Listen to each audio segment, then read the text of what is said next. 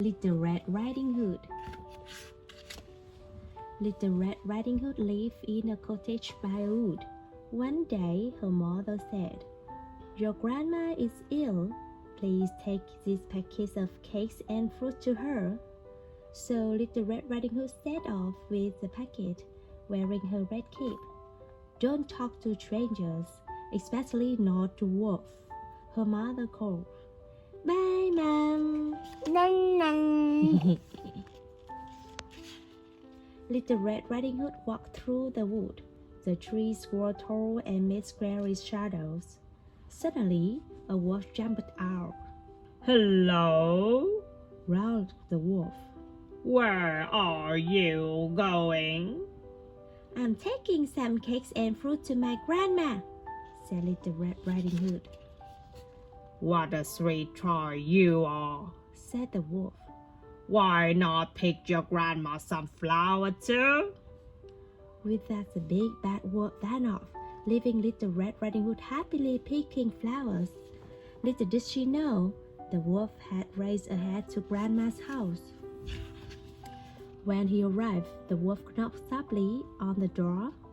"Let me in, Grandma. He called. I brought you some cakes and fruit. It's me, Grandma." But Grandma wasn't silly. "That's not Little Red Riding Hood's voice," she said. Quickly, she made her bed and hid in the wardrobe. "Grandma!" The wolf burst into the cottage, but Grandma was nowhere to be seen. So he dressed himself in her night clothes and bed cape and got into bed. "Grandma, it's me!" Soon Little Red Riding Hood knocked on the door. "Come in, dear," snarled the wolf in his nicest voice. "Grandma, you look old," said Little Red Riding Hood. "Come and sit beside me, dear," growled the wolf. Little Red Riding Hood sat on the bed. "What big ear you have, Grandma," she said. "All the better to hear you with, dear," replied the wolf. "What big eyes you have, Grandma." "All the better to see you with, dear." "And your teeth are just heels," exclaimed Little Red Riding Hood. "All the better to eat you with, said the wolf, and he paused. Little Red Riding Hood screamed loudly and ran away. The wolf leaped after her, but suddenly there were banging at the door. Bang, bang, bang!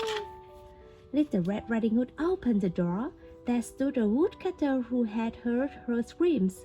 He raised his axe.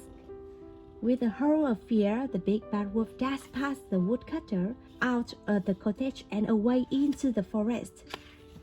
Then Little Red Riding Hood and the woodcutter heard a strange knocking coming from the bedroom. They opened the wardrobe door and out tumbled Grandma.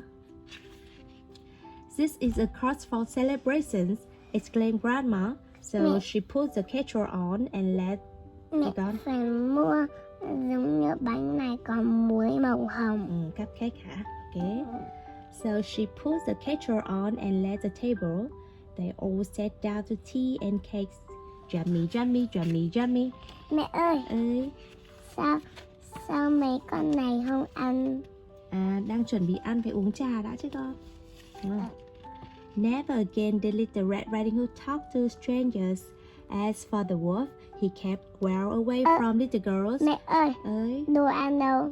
Đồ ăn đưa cho bà rồi. As for the wolf, he kept well away from little girls, especially those wearing Để quên red à? capes. Gì? Để quên à? Để quên gì con? Để quên cái bánh.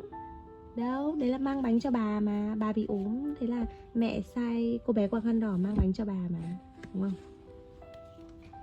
Ok. Thì ba ăn hết à? Ừ. Thế ba no thì sao?